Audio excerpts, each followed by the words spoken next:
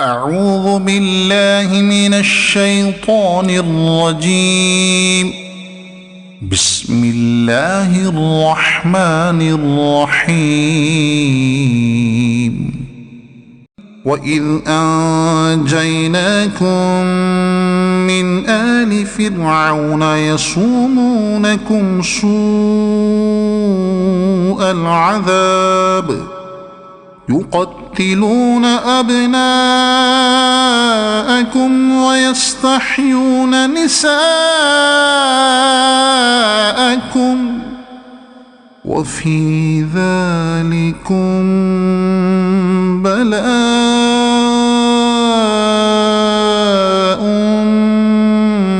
من ربكم عظيم. وواعدنا موسى 30 ليلة وأتممناها ب10 فتم ميقات ربه 40 ليلة. وقال موسى لأخيه هارون اخلفني في قومي وأصلح ولا تتبع سبيل المفسدين. ولما جاء موسى لميقاتنا وكلمه ربه قال رب أرني أنظر إليك قال لن تراني ولكن انظر إلى الجبل فإن استقر مكانه فسوف تراني.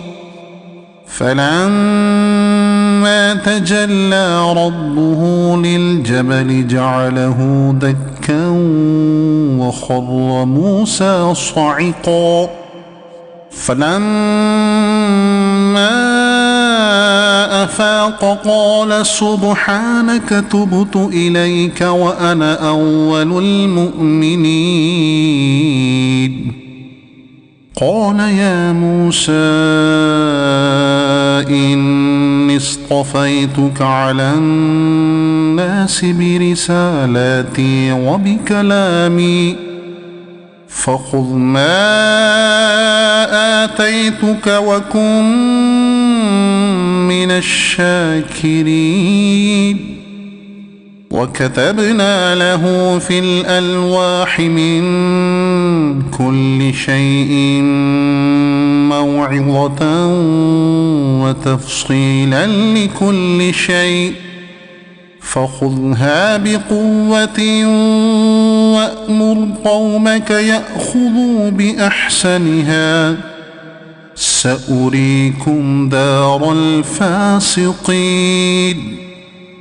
سأصرف عن آياتي الذين يتكبرون في الأرض بغير الحق وإن يروا كل آية لا يؤمنوا بها وإن يروا سبيل الرشد لا يتخذوه سبيلا وإن يروا سبيل الغي يتخذوه سبيلا.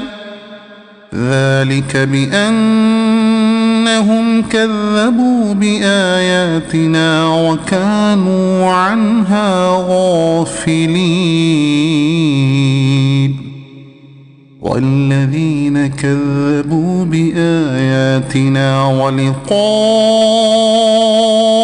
الآخرة حبطت أعمالهم هل يجزون إلا ما كانوا يعملون. واتخذ قوم موسى من بعده من حليهم عجلا جسدا له خوار ألم يروا أنه لا يكلمهم ولا يهديهم سبيلا اتخذوه وكانوا ظالمين.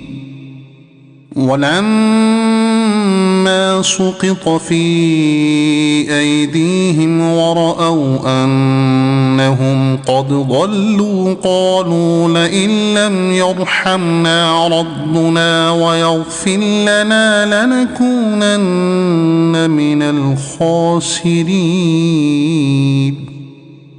ولما رجع موسى إلى قومه غضبان أسفا قال بئس ما خلفتموني من بعدي أعجلتم أمر ربكم وألقى الألواح وأخذ برأس أخيه يجره إليه قال ابن أم إن القوم استضعفوني وكادوا يقتلونني فلا تشمت بي الأعداء ولا تجعلني مع القوم الظالمين. صدق الله العظيم.